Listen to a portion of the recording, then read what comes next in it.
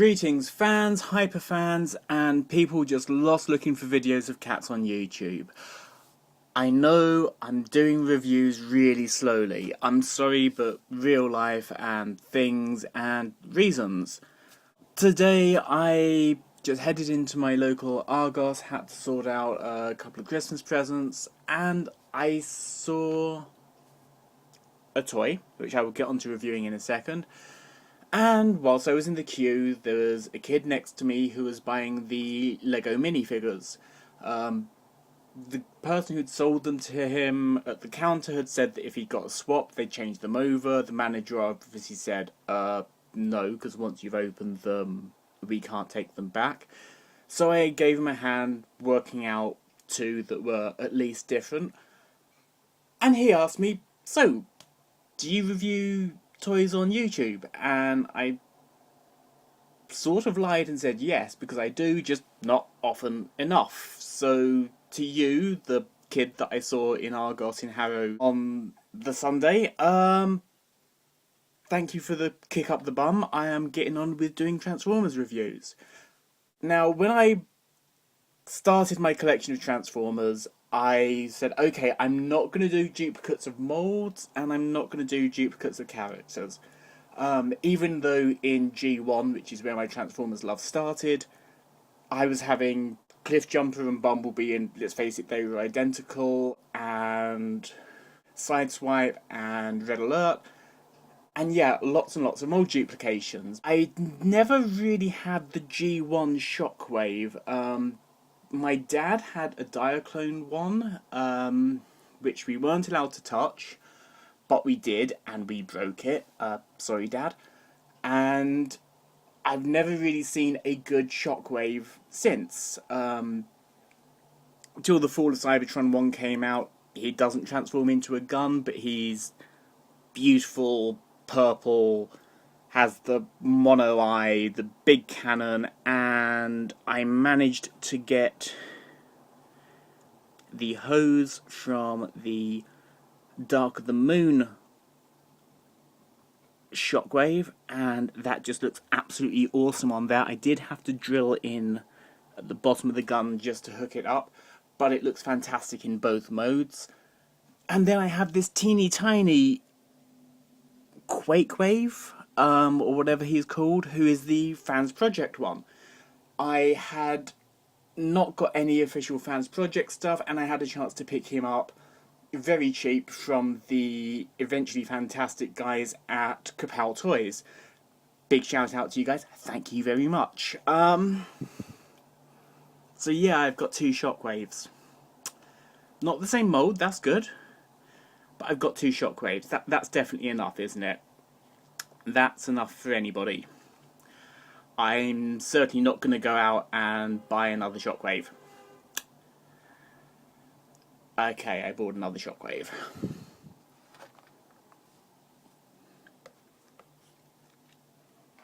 Now, a lot of people are chasing this guy. He is out, he is available. I know some people are looking for the big Voyager version.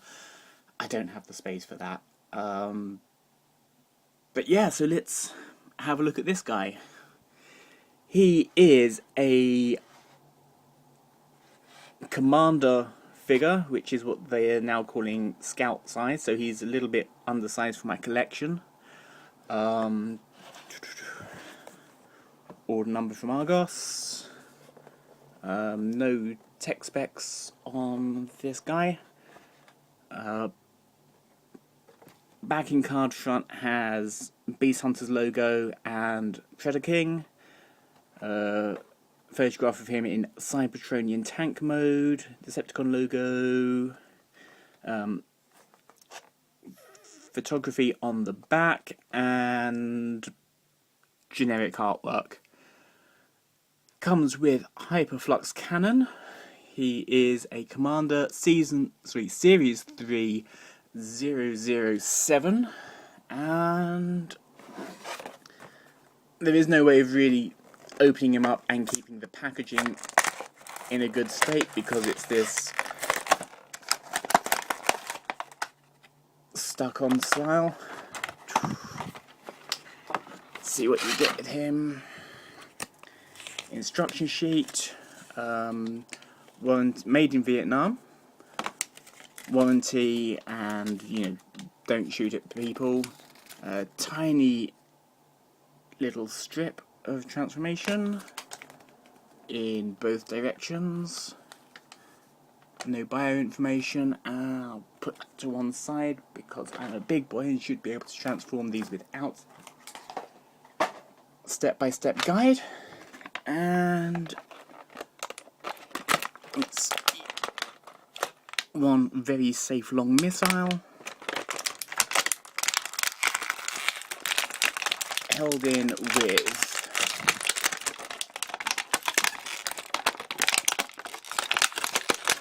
one,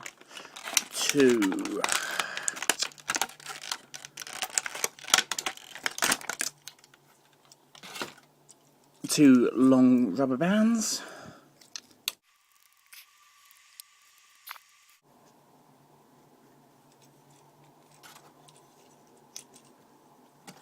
and there he is, released from his plastic prison. Okay, let's just see if I can rearrange this camera to show him off better. Okay, so first impressions. He's very lilac. That's definitely a very pinkish purple. If I just put him next to the Fall of Cybertron one,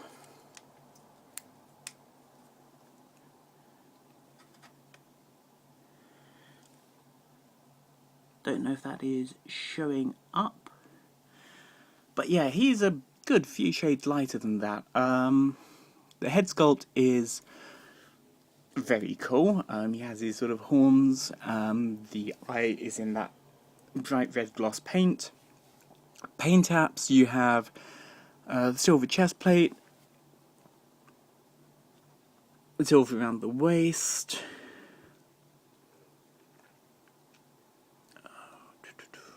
the silver muzzle on the front gun. You don't have the cabling that you do with the deluxe versions or the Voyager versions, but he's there, he's good. Missile loads in there, and this is one of the friction missiles, so that ball goes into that clip, the whole arm goes backwards, and there's a little silver button there which I assume you have to press forwards, so, or is that pulled back?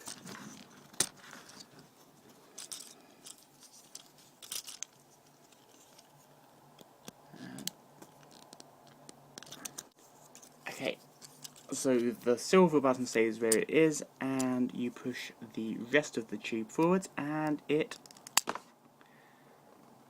safely glides to the feet of anything within 4 inches in front of it. So, parents worried that their kids are going to take their eyes out with this, seriously don't have to worry about it. Articulation, let's see, head is completely moulded into the chest, so it isn't going to move at all. A little bit of in and out at the shoulders, rotation at the shoulders, not going to move up and down, although you do have at the proper shoulders a ball joint blocked by that bit there. See, shoulder, elbow is on a ball joint, no rotation at the hand. On the other side, no hand, rotation on a ball joint at the elbows, and everything else is exactly the same. Thighs, no thighs. You do have a bit of thigh swivel just at the knee, and a ball joint at the waist, top of the thigh. And just a bend at the knee, and the feet are on a hinge for transformation, but that should give you some good long step. Oh, that's interesting. You can't actually bend the leg that far forwards. It's kind of bumping up against that there.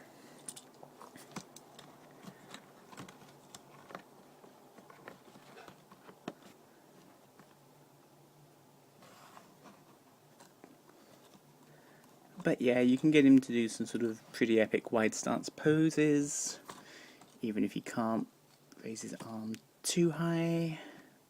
There we go. He just can't have a look at what he's shooting at, but he's badass enough that he doesn't need to. Kibble on the back looks pretty much as though it's supposed to be there.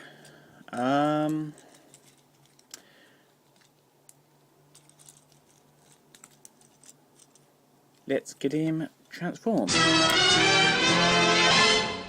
This is a Cybertronian mode, which means they're pretty much making it up as they go along. One arm that's going to fold up behind his back like that. Just going to fold down. Front plate as the robot bends that plug in there. Yeah.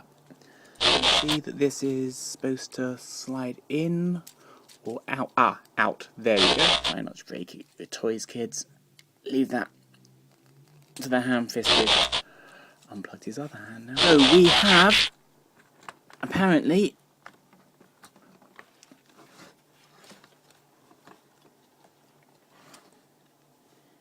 a Cybertronian tank, and the missile blast still works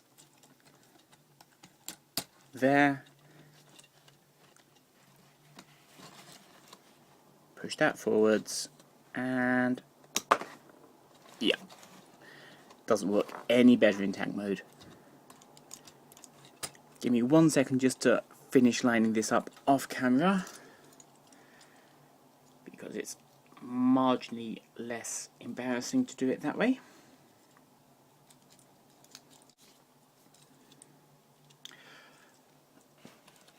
Okay, so apparently things that I was doing wrong on camera. There is a tiny bit there where the gun tabs in, which locks it all into place, makes it a lot more sturdy, but means that the gun's not going to be turning around anywhere. It's nice and accurate to the TV show, but then when you're making up fantasy vehicles, accuracy is kind of a given. I mean, it would be absolutely dreadful if they were making something up and the toy looked nothing like it.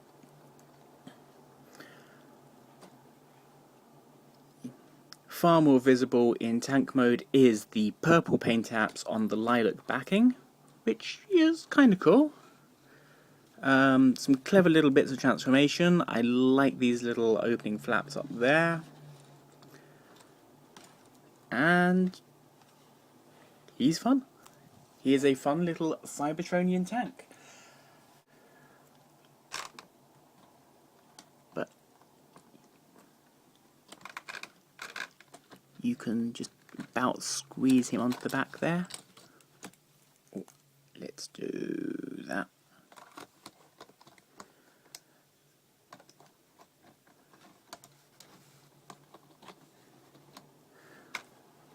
So there we have Shockwave riding Shockwave. Would I recommend getting this toy? If you don't have this Shockwave and you want a Shockwave, it's a good Shockwave.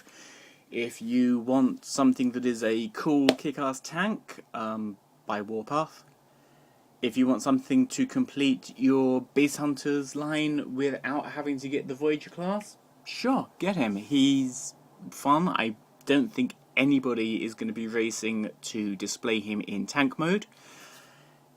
Robot mode's nice, cool and chunky and works with your Cyberverse series.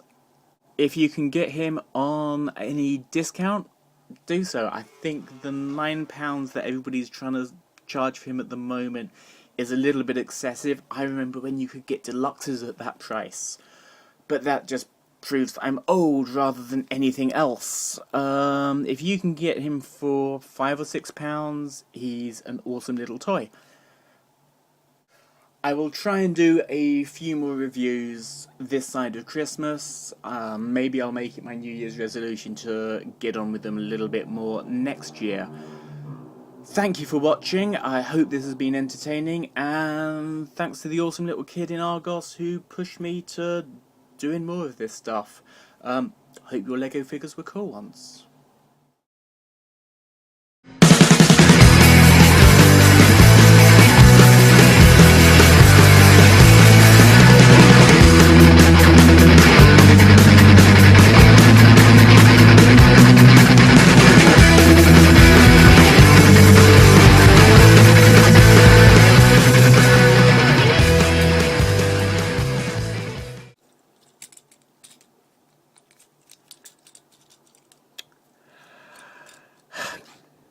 Okay, you know that boast I made about not needing the instructions? Give me a second, I'm just going to go and look at the instructions.